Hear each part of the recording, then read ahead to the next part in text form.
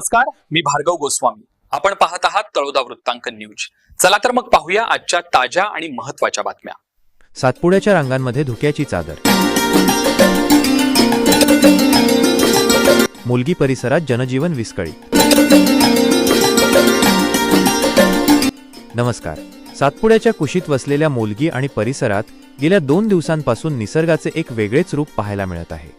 शनिवार 3 जानेवारी 2026 रोजी सकाळी अचानक वातावरणात बदल होऊन संपूर्ण परिसराला दाट धुक्याने वेढले.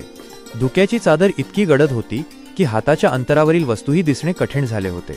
यामुळे परिसरातील जनजीवन पूर्णपणे विस्कळीत झाले असून नागरिकांच्या आरोग्याचा प्रश्न ऐरणीवर आला आहे.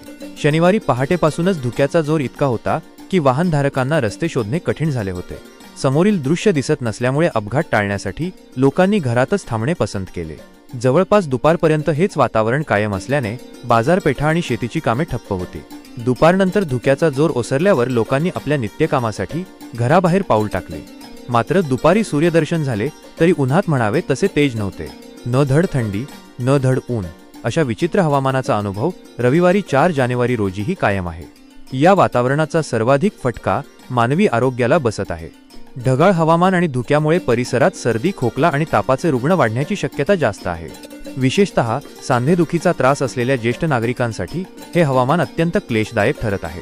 धुक्यामुळे केवळ दृश्यमानता कमी होत नाही तर त्याचे मानवी जीवनावर गंभीर परिणाम होतात. रस्ते आणि महामार्गावर समोरील वाहन न दिसल्यामुळे मोठ्या प्रमाणावर अपघात घडण्याची शक्यता असते. धुक्यामध्ये हवेतील प्रदूषके जमिनीलगत स्थिरावतात. हे दूषित हवा श्वासावाटे शरीरात गेल्याने दमा, ब्रॉन्कायटिस आणि फुफ्फुसाचे आजार बळावतात. थंडी आणि आर्द्रतेचे प्रमाण वाढल्याने सांधे जखडणे आणि तीव्र सांधेदुखीचा त्रास सुरू होतो. जास्त काळ धुके राहिल्यास पिकांवर बुरशीजन्य रोगांचा प्रादुर्भाव होतो. याचा सर्वाधिक फटका शेतकऱ्यांच्या उत्पन्नाला बसतो.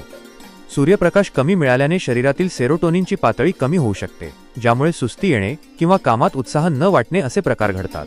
यामुळे या वातावरणात फिरताना लोकांनी काळजी घ्यावी आणि आपले आरोग्य जोपासावे असे आवाहन तळोदा वृत्तांकन आपणास करत आहे.